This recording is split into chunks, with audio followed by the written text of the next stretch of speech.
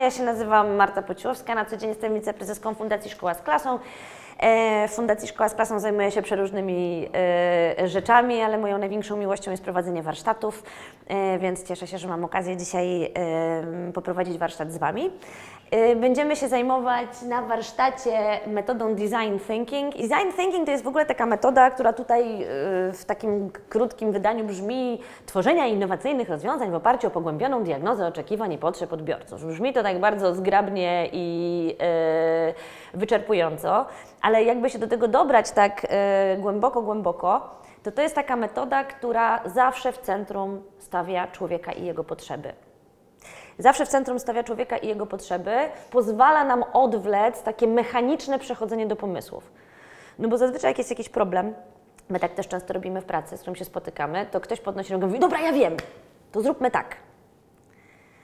A design thinking mówi Ci, zastopuj ten sposób myślenia, nie idź do tego pomysłu, postaraj się nie przeskakiwać w głowie do tego rozwiązania, które już masz schematycznie wytartą w głowie ścieżkę do tego, żeby tam iść, tylko najpierw zapytaj tych, dla których masz coś zrobić, co Wam jest tak naprawdę potrzebne. I to jest w pierwszym rzucie oczywistość, ale my bardzo często przechodzimy od razu od co zrobić. To, co widzicie tutaj, ktoś widział już to zdjęcie, wiecie co to jest? Albo wiecie co to może być? To jest maluszek. W czym ten maluszek jest? W jakimś specjalnym kaftanie, który jest taki, jak trzeba mieć. To jest taki becik, tak, to jest taki becik, który zastępuje inkubator. To jest projekt, który powstał na Stanfordzie, stworzyli go studenci Stanfordu, bo w ogóle Stanford University to jest taka kolebka metody Design Thinking, którzy zostali na studiach postawieni przed takim problemem, że w Indiach jest bardzo wysoka umieralność dzieci, szczególnie wcześniaków. No i naszym europejskim tropem idąc, no to jak wcześniaki, to więcej inkubatorów, wszystkie wcześniaki do inkubatorów, żeby miały odpowiednie warunki, żeby mogły przetrwać. Cóż się okazało? Studenci postanowili podejść do tej sprawy tak jak trzeba, pojechali tam na miejsce, zobaczyć co się dzieje i okazało się, że inkubatory są, ale stoją puste. Z kilku powodów. Między innymi dlatego, że te wcześniaki rodzą się często w domach, w jakichś miejscowościach malutkich, oddalonych bardzo daleko od szpitali. Więc tak naprawdę dotarcie z takim małym dzieckiem do szpitala to już jest kawał drogi i dosyć kłopot. Okazało się, że mamy ze względów kulturowych bardzo często, ale też dlatego, że mają inne dzieci, nie mogą zostać z tym dzieciakiem w tym szpitalu przez ileś tam dni, tylko muszą szybko wracać do domu. Więc pakowanie pieniędzy w kolejne inkubatory, a jeszcze przerwy w dostawach prądu, to był kolejny też problem już jakoś tam dodatkowy. No po prostu ta metoda kompletnie się nie sprawdzała. Zbudowali taki interdyscyplinarny zespół, w którym byli oni studenci, ale też zaprosili designerów, zaprosili lekarzy i zdiagnozowali tę potrzebę podstawową jako właśnie utrzymywanie ciepła przez te pierwsze tygodnie, a nawet miesiące i zrobili taki becik, który po prostu działa na taki podgrzewany wkład na kuchence, który wkłada się do środka i który utrzymuje tę ciepłotę przez wystarczająco długo i wystarczająco efektywnie, żeby na ten problem w dużym stopniu odpowiedzieć. To było właśnie takie wyzwanie pod tytułem możemy zrobić tak jak zawsze nam się wydaje, wydać kupę kasy i zainstalować bardzo dużo inkubatorów, ale możemy też pojechać tam na miejsce i zobaczyć jaki ten problem jest naprawdę, bo może on jest zupełnie inny niż nam się wydaje. Czyli jako problem była postawiona tutaj śmiertelność tych wcześniaków, tak? I dotarcie do clou, jakby z czego to wynika, jakie są czynniki, pomogło im odpowiedzieć na to pytanie. Zanim przejdziemy do takiej pracy stricte warsztatowej, bo mam nadzieję, że za 15 minut będziemy już tylko robić, a nie gadać, ale chciałam, żebyście miały podkładkę. W swoich materiałach macie te koła już są wypełnione. Celowo są to koła, ta metoda jest podzielona na koła, znaczy jest ujęta w kole, bo tak naprawdę to jest taki proces, który nigdy się nie kończy. Dlatego, że jak już coś zrobimy, to mogą zmienić się warunki, mogą zmienić się czynniki różne i trzeba będzie znowu udoskonalić, znowu spytać o potrzeby, znowu poprawić i znowu ten produkt, rozwiązanie wdrożyć, sprawić, żeby działało. Pierwszym etapem tej metody design, czyli projektować, think, czyli myśleć, tak? Design thinking. Bardzo brzydko się to tłumaczy na polski, no bo co? No, projektowanie myślenia? No, słabo. Myślenie projektowe, no to od razu myślimy projektem jako takim, prawda, i jego etapami takimi klasycznymi, więc to też nas wpycha w jakieś już przyzwyczajenia myślowe. Więc ta metoda, której używamy angielskiej nazwy w związku z tym, design thinking, jako pierwszy etap ma uruchamianie empatii i badanie potrzeb. To naprawdę nie jest oczywiste, no bo jak jest problem, to przecież my wiemy, jak na niego odpowiedzieć. A ona mówi, wyobraźcie sobie, kim jest wasz odbiorca, co czuje, co myśli, jaki jest, czego się boi, jakie są jego potrzeby, wejdźcie w jego buty i na początku naszkicujcie sobie profil takiej osoby lub osób, no bo bardzo często mamy jakiegoś reprezentanta grupy, tych reprezentantów takich przykładowych możemy mieć kilku. Jak już sobie wyobrazicie tę osobę i się zastanowicie, kto to właściwie jest, to postarajcie się złapać, jakie są najważniejsze potrzeby takiej osoby. One na pierwszym etapie są wasze, wyobrażone, staracie się jakby wejść w buty takiej osoby, no ale potem warto jest pójść i zapytać, zrobić badania, ale nie tylko ankietowe, czasem wystarczą obserwacje, rozmowy, czasem można spróbować takich niesztampowych metod, o tym też będziemy jeszcze mówić. W każdym razie zebrać jak najwięcej danych, żeby zobaczyć, czy to co nam się wydaje, do czego się przyzwyczailiśmy, jakiś schemat, w który wpadamy, to przypadkiem nie jest na przykład zupełna nieprawda, albo może jest w tym wszystkim coś, co nas zupełnie zaskoczy i co nam pozwoli naprawdę skutecznie odpowiedzieć na potrzeby i rozwiązać jakiś tam problem. No ale nie działamy bez kontekstu nigdy, bo to, że ktoś ma jakieś potrzeby i to, że jest jakiś problem, to nie znaczy, że my nie jesteśmy jakoś osadzeni w tym, co mamy, tak? I musimy zestawić to, jakie są potrzeby naszych użytkowników, naszych docelowych odbiorców, naszych uczniów, innych nauczycieli, naszej społeczności lokalnej, innych pracowników szkoły, z tym, co mamy i czym dysponujemy. Co ma nasza szkoła, zarówno w takim kontekście, jaki mamy sprzęt, jaki mamy software, ale też jakich mamy ludzi, co oni potrafią. Jakich my mamy rodziców, może oni coś potrafią, a może mogą nam coś załatwić, a może mają jakiś taki profil, który nam się przyda. Co potrafią nasi uczniowie, gdzie możemy im oddać odpowiedzialność. Więc mówiąc analiza zasobów i potrzeb, mam na myśli bardzo szerokie myślenie o tym, czym dysponujemy. No i wtedy możemy zestawić ten nasz pierwszy wyobrażony problem z tym, jakie są potrzeby naszych odbiorców i co my właściwie mamy i czym dysponujemy. A jednocześnie czego nie mamy i czym nie dysponujemy, czyli co nas ogranicza. I dopiero jak te wszystkie rzeczy wiemy, to zaczynamy generować pomysły. Czyli zobaczcie, tak naprawdę jesteśmy na trzecim etapie koła, a dwa pierwsze etapy nie mają nic wspólnego z pomysłami, nic wspólnego z planowaniem, nic z dawaniem odpowiedzi. Tak naprawdę to jest czas na to, żeby zanurzyć się bardzo często w chaosie informacji, które trzeba uporządkować, w poszukiwaniach, w zgodzie na to, że czegoś nie wiemy, albo że odkryjemy coś, co jest dla nas niewygodne i potraktowanie całego tego bałaganu, który się dzieje na początku, jako okazji na to, żeby coś zrobić inaczej. Dzisiaj nie mówi się już o kreatywności jako o generowaniu pomysłów, bo generowanie pomysłów samo w sobie tak naprawdę może być bardzo niekreatywne. Kreatywność to jest umiejętność przyznania, że się nie wie, znalezienia tego miejsca, gdzie się nie wie i na tym zbudowania czegoś z różnych zasobów, które się ma. Więc kreatywność jest umiejętnością też poruszania się w chaosie i zaakceptowania tego, że nie wiemy różnych rzeczy, że różne rzeczy jeszcze nam się nie połączyły, że jest dużo niewiadomych i polubienia tego momentu, bo z niego dopiero może się wyłonić coś, co jest innowacyjne, bo naprawdę odpowiada na potrzeby i naprawdę się komuś przyda. Bo taka czysta kreatywność to tak naprawdę może być w sztuce takiej, nie wiem, gdzie my malujemy obrazy, tak? Ale jeżeli chcemy być kreatywni w takiej codziennej pracy, to ta nasza kreatywność musi czemuś służyć. Więc jakby kreatywność łączy się gdzieś właśnie z chaosem i z poszukiwaniem. To jest trzeci etap, czyli tu dopiero generujemy pomysły i rozwiązania. Etap czwarty to jest dopiero tworzenie prototypu, czyli jak już wygenerowaliśmy te pomysły, to wybieramy sobie z nich to, co jest wartościowe i to, co chcemy zrealizować, wiedząc, jakie mamy ograniczenia i wiedząc, jakie są potrzeby, tak?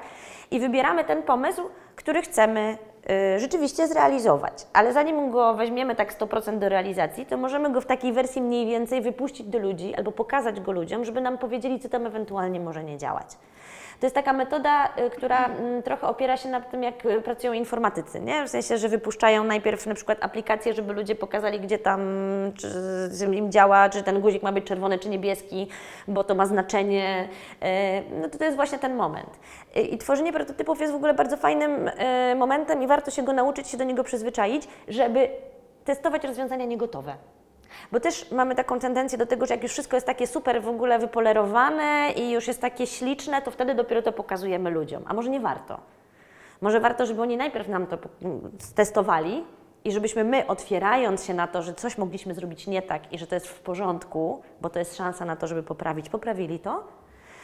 I dopiero potem, jak już wszystkie te rzeczy, ja widzę, że ja nie umiem w kierunki, jak już wszystkie te rzeczy zrobimy, to dopiero wtedy możemy tak naprawdę już te rozwiązania testować i dopiero potem je już jakoś wdrażać, to jest takie brzydkie słowo po polsku, ale implementować, sprawiać, żeby ludzie rzeczywiście mogli z nich korzystać z ciągłym patrzeniem na to, czy odpowiadamy na potrzeby i czy przypadkiem nie zmieniły się jakieś czynniki i czy czegoś tam jeszcze nie poprawić. Czy w tej formie to koło jest dla Was w miarę jasne? Ta metoda zakłada, i to też jest bardzo ważne, właśnie współpracę i ta współpraca jest na każdym etapie. I to jest taka współpraca, która jest otwarciem na to, że ktoś inny może mieć do wniesienia coś bardzo interesującego i coś zupełnie innego. I tu jest właśnie ta kreatywność. Że my w zespole otwieramy się na to, że te inne pomysły mogą być fajne i te punkty widzenia mogą być ciekawe. I na tym pierwszym etapie, czasem w design thinking się wyróżnia jeszcze taki właśnie poziom 0, ważne jest budowanie zespołu. I to budowanie zespołu często łączy się z tym, żeby wpuścić do tego zespołu jak najwięcej różnych głosów. Oczywiście jakby rozsądnie, tak? Bo to też nie chodzi o to, żeby ten zespół był zupełnie chaotyczny. Oczywiście tam musi być core składający się z osób, które wiedzą, o co chodzi. Ale często firmy tak pracują, bo design thinking jest to metoda, to też Wam zaraz powiem 2 zdania, używana przez ogromne firmy, między innymi przez Airbnb, tam przez Google'a i tak dalej, więc fajnie, żeby szkoły też tak pracowały. Bo nie jesteśmy przecież wyjęci my ze świata i też fajnie by było, żebyśmy korzystali z tego, co inni wypracowali. Ale wpuszcza się tak zwanych zero gravity thinkers, czyli ludzi nieobciążonych grawitacją naszego myślenia, czyli kogoś zupełnie z kosmosu, kogoś, kto zajmuje się czymś zupełnie innym, kto może spojrzeć na to, co my próbujemy zrobić, takim zewnętrznym okiem i dojrzeć tam coś, czego my nie jesteśmy w stanie zobaczyć, bo po prostu jesteśmy przyzwyczajeni i nie widzimy. Więc dlatego zespół w tej metodzie jest bardzo ważny. Więc najpierw potrzeby, potem pomysły. Nawet kosztem tego, że już tak nam się ciśnie, że nie możemy wytrzymać. Wtedy można te pomysły oczywiście wynotowywać, bo one są na pewno dobre i są do zweryfikowania. Ważne, żeby się w nich nie zakochać. Bo najgorzej, jak człowiek na początku zakocha się w swoim pomyśle i potem nie chce z tego punktu w ogóle ruszyć, bo ten pomysł jest ważniejszy niż potrzeba, na którą odpowiadamy. Więc tu trzeba być i mieć w sobie taki guzik, który tak nam spuszcza powietrze. Mówi, dobra, wszystko jedno. Wiecie, to jest trochę takie ćwiczenie intelektualne, które warto na sobie robić. To jest fajne, że naprawdę, że jak nam przychodzi ten pomysł, to wtedy zrobić sobie taką nakładkę i powiedzieć, dobra, mam pomysł, to teraz zrobię wszystko, żeby się na niego teraz nie uprzeć i zobaczę, co się stanie. Design thinking mówi, polub to, że nie wiesz, i polub to, że popełniasz błąd. To znaczy błąd w sensie, że robisz coś, co potem jakby jest weryfikowane przez innych, inni Ci mówią zrób inaczej, bo to jest Twoja szansa na udoskonalenie. I to jest Twoja szansa na to, żeby się nauczyć. A w dzisiejszych czasach umiejętność uczenia się, czyli zmieniania naszych toków myślenia, zmieniania tego, jak myślimy, jest tak naprawdę bardzo ważna, bo żyjemy w świecie zmiany i żyjemy w świecie, w którym musimy się dostosowywać. I design thinking trochę na to pozwala, bo ono pozwala się uczyć, czyli uczy nas oduczać się przyzwyczajeń. W tym sensie jest bardzo cenne. I nie wierzcie nikomu, kto Wam powie, że design thinking to jest ta metoda, co przyjdzie i zaraz wszystko załatwi, tak? Bo to nie o to chodzi, ale jest w niej kilka takich rzeczy, które jeżeli wykonamy rzeczywiście dobrze, to one pozwalają nam po prostu wypracowywać sobie w mózgu nowe połączenia i to jest bardzo, bardzo cenne. Druga rzecz, która jest ważna, to jest właśnie ta kreatywność, nie rozumiana jako generowanie pomysłów, ale rozumiana jako poszukiwanie tego, czego nie wiem, ze zgodą na to, że mogę na początku po prostu być totalnie pogubiony, bo najwygodniej jest przejść, prawda? Mózg ma taką wygodę, jeżeli ktoś czytał Kahnemana o szybkim i wolnym myśleniu, To jest taki człowiek, który dostał Nobla właśnie za badanie nad mózgiem. To mózg ma takie dwie ścieżki. Szybkiego myślenia, bo to nam pomaga codziennie funkcjonować, czyli przeskakujemy właśnie do naszych stałych rozwiązań, dzięki temu jesteśmy w stanie normalnie działać, robić sobie rano kawę i ubierać się i robić z automatu pewne rzeczy. Ale to głębokie myślenie, czyli takie momenty, kiedy ktoś nas nagle wybija ze schematu i musimy zacząć się zastanawiać, jak rozwiązać zadanie, to są te, kiedy nam się w tym mózgu naprawdę robią nowe połączenia i czasami warto jest to po prostu ćwiczyć. I design thinking daje tę możliwość. No i wielu ludzi tak myślało i ci ludzie, którzy mają na koncie, no ten akurat jest dyskusyjny, nie? Bo trochę ukradł pomysły komu innemu czasem, tak się mówi, że jednak Tesla był pierwszy, ale w różnych rzeczach, ale nie poniosłem porażki, po prostu odkryłem 10 000 błędnych rozwiązań. To są wszystko rozwiązania. I gdyby tych 10 000 błędnych rozwiązań nie było, to pewnie nie byłoby tego jednego, który odpowiada na problem. I znowu, tu mamy Einsteina, który też jakby pokazuje, że on tylko tę ostatnią ćwiartkę kółka poświęcał na rozwiązanie. Kiedy mam godzinę na rozwiązanie problemu, 55 minut spędzam na myśleniu, a pozostałe 5 poświęcam na rozwiązanie. To jest też taki dowód na to, że design thinking trochę nam mówi, w czasach, kiedy wszystko jest szybko, w czasach, kiedy musimy szybko podejmować decyzje, kiedy musimy zaraz, kiedy musimy już odpowiedzieć na pytanie, nie rób tego. Zmarnuj czas. Zmarnuj go, bo on nie jest zmarnowany. Pomyśl, daj sobie właśnie czas na to, pogadaj, popatrz, przyjrzyj się, zatrzymaj się. Więc to też design thinking nam mówi. Powiem jeden przykład, bo on też jakby pokazuje już nie tak z grubej rury, tylko z takiego bardziej może trywialnego poziomu. Airbnb też wdrożyło pracę metodą design thinking. Nie wiem, czy wiecie, dzisiaj wszyscy korzystamy z Airbnb i przywykliśmy do tego, że ona tak, a nie inaczej wygląda. Oni mieli bardzo fajny pomysł z tym wynajmowaniem prywatnych przestrzeni, ale dotarli do pewnego momentu i nie mogli się przebić dalej. Tam mieli jakąś grupę odbiorców i ewidentnie wiedzieli, że ten pomysł jest świetny, ale że czegoś brakuje. I wysłali ludzi do tego, żeby jakby obejrzeli bezpośrednio ludzi z Airbnb te wszystkie mieszkania, które są wystawiane. I okazało się, że większość tych mieszkań wygląda lepiej w rzeczywistości niż na zdjęciach. Że ludzie po prostu nie potrafią robić zdjęć. I ludzie rzeczywiście wystawiali te mieszkania, robili tam, wiecie, to przy pomocy ziemniaka, starą komórką jakieś foty, a to się okazywało, że to są naprawdę fajne miejsca. I oni zobaczyli ileś mieszkań na całym świecie właściwie, tych, które już były na stronie i doszli do wniosku, że głównym problemem, taką przeszkodą w tym, żeby ta strona Airbnb mogła się rozwijać, jest to, że ludzie nie widzą, jak atrakcyjne, fajne lokale mają na wynajem. I oni wprowadzili politykę, że muszą być profesjonalnie, jakby wymagania konkretne co do tego, jak mają wyglądać fotografie. I okazało się, że ludzie kupują obrazem i że ta drobna zmiana, to znaczy nie w stronie, nie, że strona musi być bardziej zaawansowana i wyszukiwarka musi być bardziej siaka-owaka, albo że musi być promocja. Nie. Musieli wymienić zdjęcia. Wymienili zdjęcia i okazało się, że to był strzał w dziesiątkę. Więc często po prostu w nieoczywistych miejscach albo w takich miejscach, które po prostu nie przychodzą nam do głowy. Teraz nam się to wydaje jasne, prawda, bo przywykliśmy do tego. Ale na początku jasne nie było i ktoś musiał wpaść na to, żeby właśnie tak to zrobić. No to co? To do roboty.